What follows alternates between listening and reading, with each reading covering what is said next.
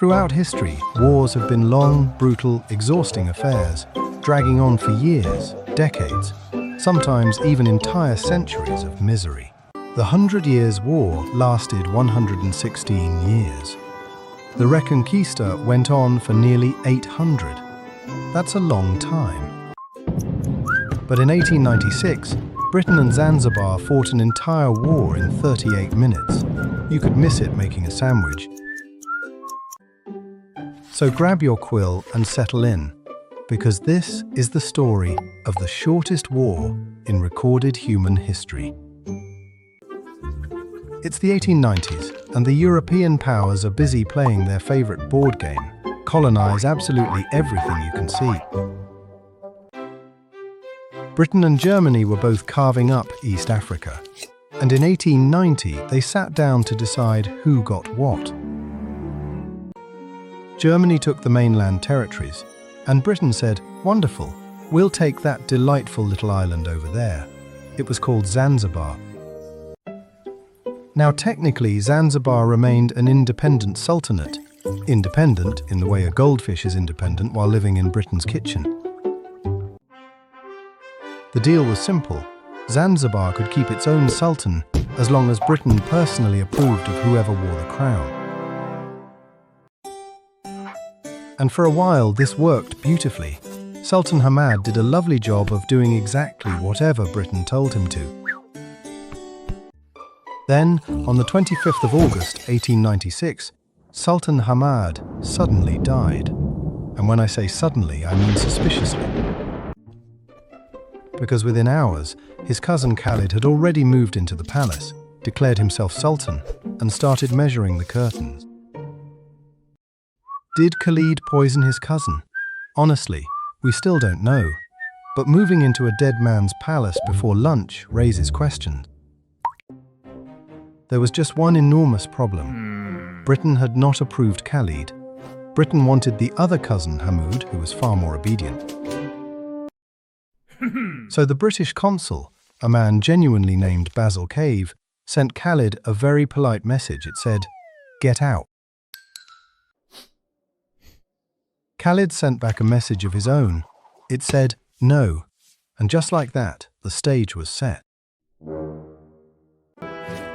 Khalid gathered his forces, roughly 2,800 men, a collection of old guns, and one glorious royal yacht.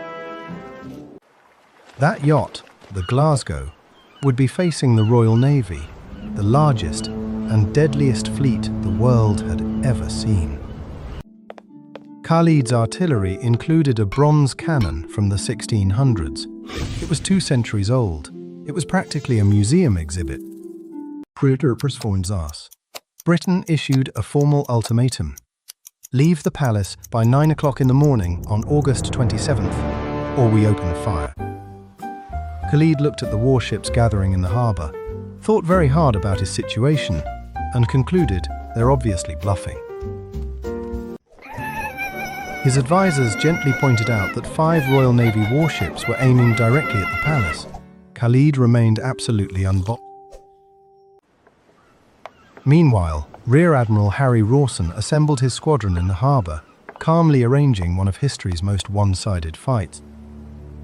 That night, the town emptied. Merchants boarded their windows, families fled inland, and the palace braced for a very loud morning. At 8 in the morning, 1 hour before the deadline, Khalid suddenly asked if perhaps they could negotiate instead. Basil Cave replied that he would be delighted to negotiate the very moment Khalid walked out of that palace. Khalid did not walk out of the palace. Instead, he barricaded himself inside with his guards and his ancient cannon. 8:55, nothing. 8:58, nothing. 9 o'clock exactly. Still nothing. And for 2 whole minutes, it seemed Khalid was right.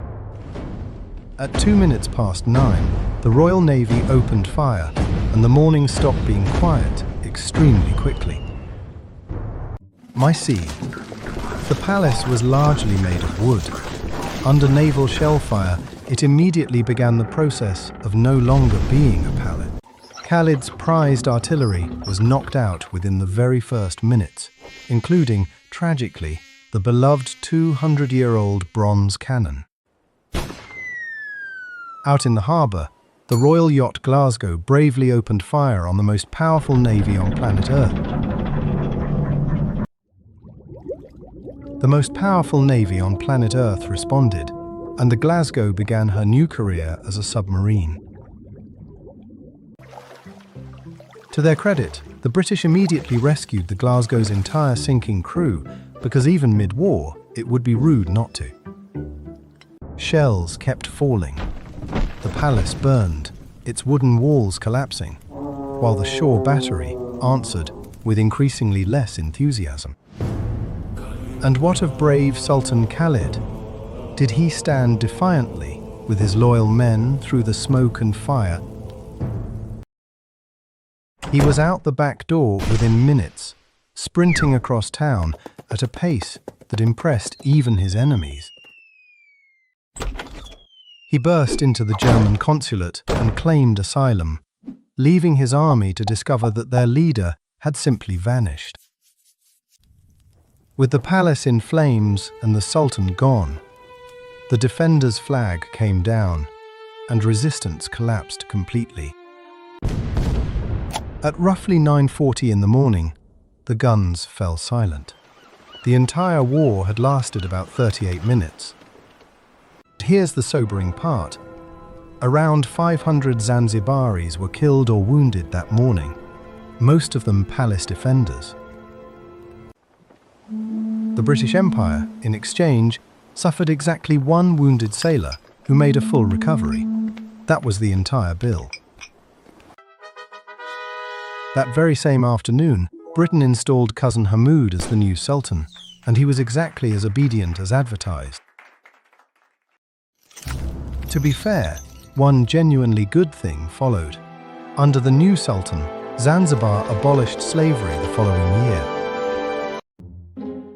His other acts mostly involved doing whatever Britain said, which was, after all, the entire point of the exercise. Meanwhile, Khalid was still hiding in the German consulate, with British Marines waiting patiently outside to arrest him. But there was a catch. The consulate was legally German soil. The street outside, however, belonged to British-controlled Zanzibar. So the Germans devised possibly the greatest legal loophole of the 19th century. At high tide, they brought a boat. They carried it right up to the consulate gate, and Khalid climbed directly in, never once touching Zanzibar's soil. He was rowed out to a German warship and sailed away to Dar es Salaam, completely beyond British reach. The British were furious, but there was nothing they could do. You cannot arrest a man in a floating embassy. 20 years later, during the First World War, British forces finally captured Khalid in East Africa. They had not forgotten. He was sent into exile, and only years later was he allowed home, where he presumably measured no further curtains. And then Britain did the most British thing imaginable. They sent Zanzibar a bill for the cost of the shell. That's right, they bombarded a palace for 38 minutes and then invoiced the survivors for the ammunition they used. And so the Anglo-Zanzibar War entered the record books, officially the shortest war in all of recorded human history.